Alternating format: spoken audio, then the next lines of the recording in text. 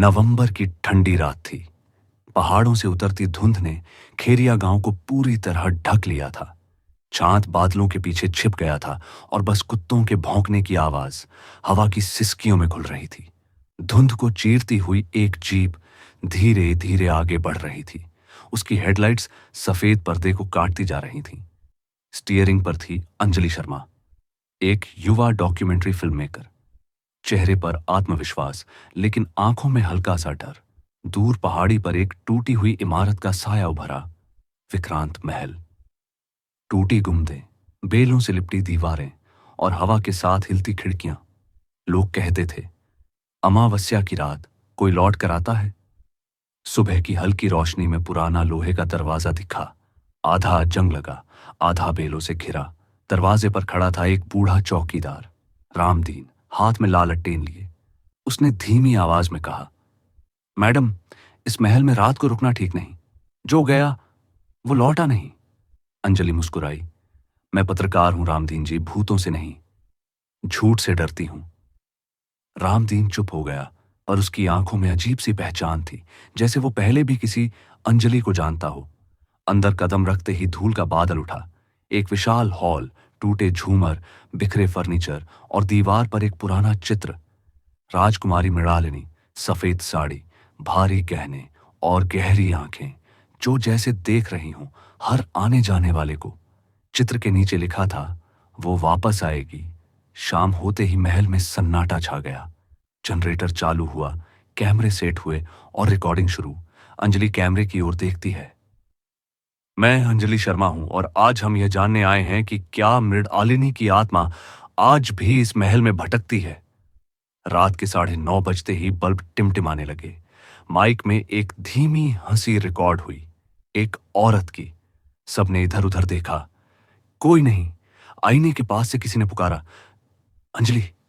Camera आईने की तरफ घूमा। आईने में अंजलि के पीछे एक और औरत थी, सफेद साड़ी में, भारी गहनों के साथ। अगले ही पल आईना टूट गया। हवा में एक सर्द सिसकी गूंजी। किसी अधूरी कहानी की शुरुआत हो चुकी थी। रात और गहरी हो गई। टीम के कुछ लोग डर कर भाग गए। अब बस अंजलि और उसका कैमरामैन राकेश बचे थे। स्प्रिट बॉक्स ऑन हुआ। स्टैटिक आवाजों के बीच एक शब्द गूंजा, वो मुझे छोड़कर चला गया। अंजलि ने पुरानी डायरी खोली। उसमें लिखा था, राजकुमारी मृणालिनी और कुंवर विक्रांत एक दूसरे से प्रेम करते थे, लेकिन राज्य की राजनीति ने उन्हें अलग कर दिया। अमावस्या की रात मृणालिनी ने अपने प्रेम की राख में खुद को जला दिया। डायरी बंद होते ही हवा तेज चली।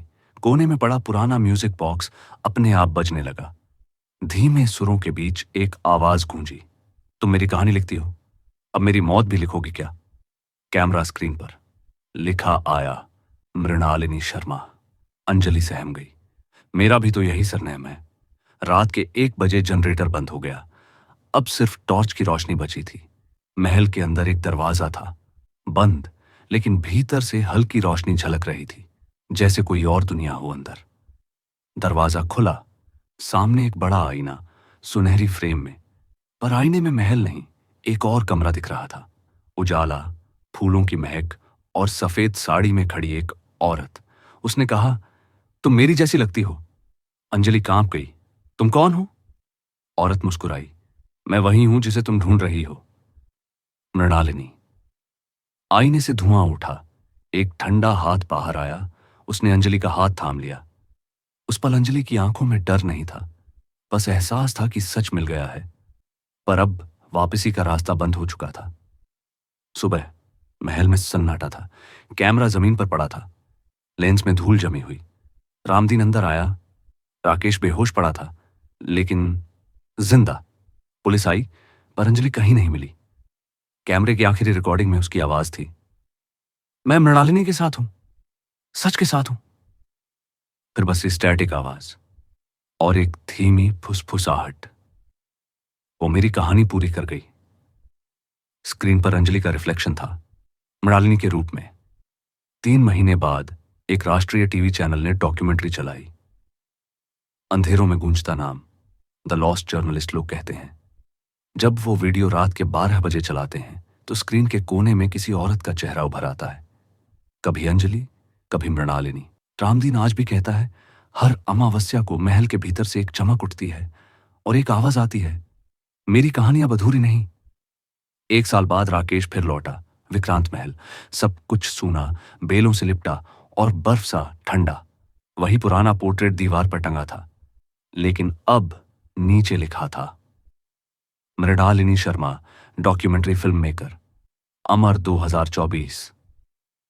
चित्र में चेहरा बदल चुका था। मृणालिनी और अंजलि दोनों के रूप एक हो चुके थे। हवा की सिसकी में एक आखिरी आवाज आई,